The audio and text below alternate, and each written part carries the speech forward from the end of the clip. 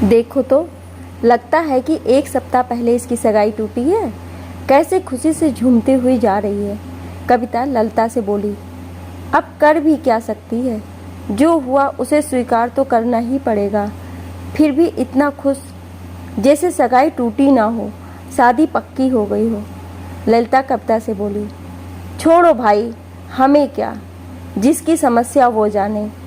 कहकर दोनों अपने अपने घरों में चली गईं। ललिता और कविता बात कर रही हैं शिवानी के बारे में। शिवानी, जिसका रंग थोड़ा सांवला है और फिलहाल उसकी यही पहचान बन गई है, क्योंकि इसी सांवले रंग की वजह से उसकी अभी तक शादी नहीं हो पाई है। शिवानी 32 की होने चली है। उसके माता पिता से ज़्यादा पड़ोसियों के नींद उड़ गए हैं। शिवानी की चिंता में नहीं, उसके माता पिता को ताने देने में। ललिता और कविता भी उसी लिस्ट में शामिल हैं, यानी कि पड़ोसियों के लिस्ट में, जिसे आज शिवानी को खुश देखकर पेट में दर्द हो रहा है कि एक सप्ताह पहले जिसकी सगाई टूटी हो वो खुश कैसे रह सकती है। उसे तो अपनी बदकिस्मती पर घर में बैठकर रोना चाहिए, जबकि सगाई टूटी नहीं थी, शिवानी खुद उसे तोड़ी थी। हुआ यूं कि ढेरों रिश्ता देखने के बाद और लड़के वालों से शिवानी को नकारने के बाद एक रिश्ता आया था सोमेश का। सोमेश के माता पिता शिवानी को देखकर पसंद किए थे। सोमेश भी साथ में था और सबको लड़की पसंद आई। सोमेश भी देखने में कोई खास नहीं था और एक छोटा सा दुकान चलाता था। खैर, सब कुछ देख सुनकर सगाई की तारीख पक्की हुई। शिवानी की माँ सरला जी और पिता मोहन जी बहुत खुश हुए। हमारे देश में बेटी की शादी तय होने से ज़्यादा शायद ही कोई खुशी होती हो, जैसे माता पिता के सर का बोझ कोई और उठाने के लिए तैयार हो गया हो। चाहे कितना ही बेटी को प्यार करे, लेकिन शादी नहीं तय हो रही हो तो सिर दर्द बढ़ ही जाता है, ऐसा माना जाता है। तय तारीख पर जब सोमेश और उसके माता पिता सगाई के लिए आए तो सोमेश की माँ तारा जी बोली, सरला जी, उस दिन क्या बेटी को फेशियल करवा कर दिखाए थे? उस दिन तो थोड़ी ठीक भी लग रही थी, लेकिन आज तो रंग बहुत ही ज़्यादा सांवला लग रहा है।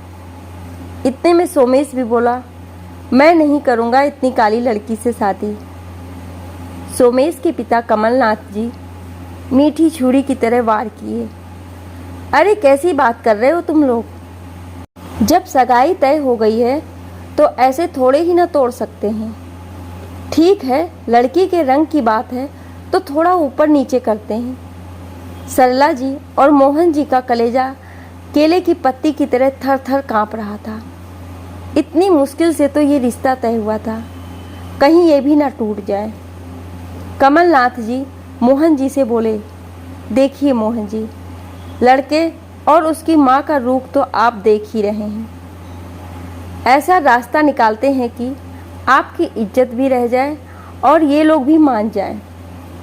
मोहन जी कातर और प्रश्न भरी नज़रों से कमलनाथ जी की तरफ देखे, जैसे बेटी का पिता नहीं कोई गुनहगार देख रहा हो।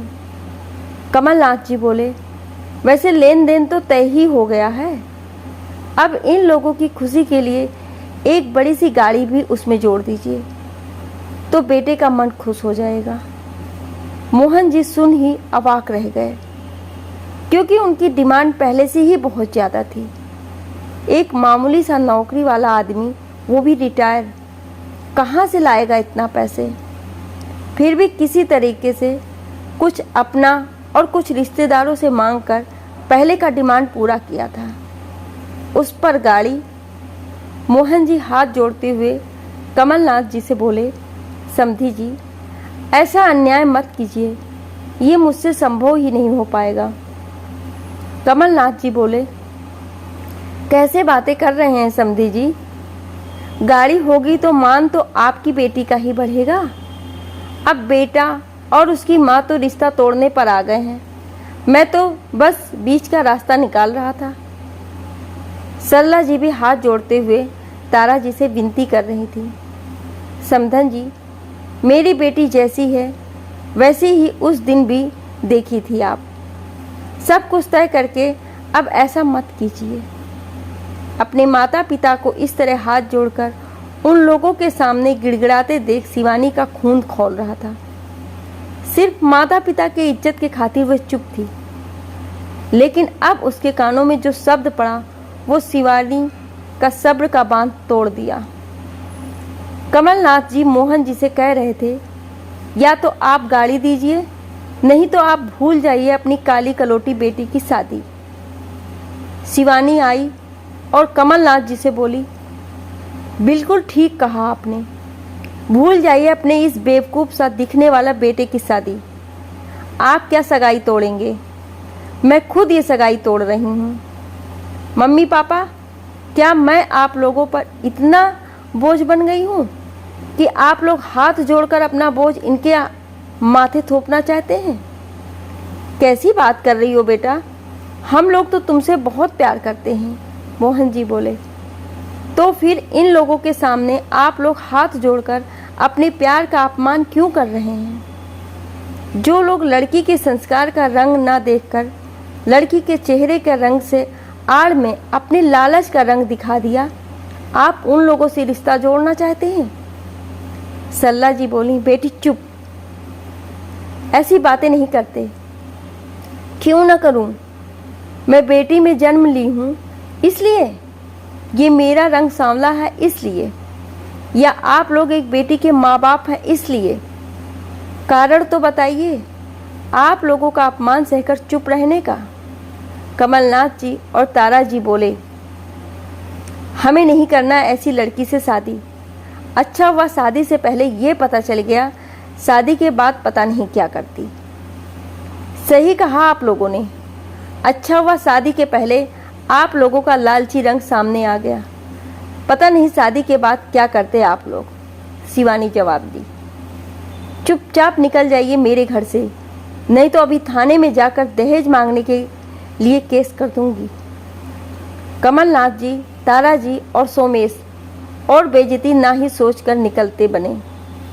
सगाई टूटने की वजह से सरला जी और मोहन जी बहुत उदास बैठे थे।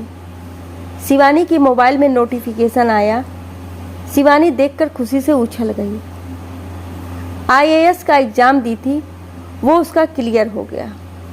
खुशी से बोली, मम्मी पापा, आप लोग मेरे लिए वर की तलाश कर रहे थे और वो नहीं मिलने पर आप लोग उदास थे। मुझे तो कामयाबी तलाश कर रही थी, मुझे वर की नहीं खुशियों की तलाश थी, वो मेरी पूरी हो गई। सरला जी और मोहन जी को भी बहुत गर्व हुआ अपनी बेटी की उपलब्धि पर। आज शिवानी उसी काम से खुशी खुशी ऑफिस जा रही थी जिसे देखकर पड़ोसने बात बना रही थी। क्या शिवानी ने गलत किया या सही? कमेंट करके अपनी राय हमें ज़रूर बताएं और ऐसी ही कहानियाँ सुनने के लिए हमें सब्सक्राइब ज़रूर करें। Thank you.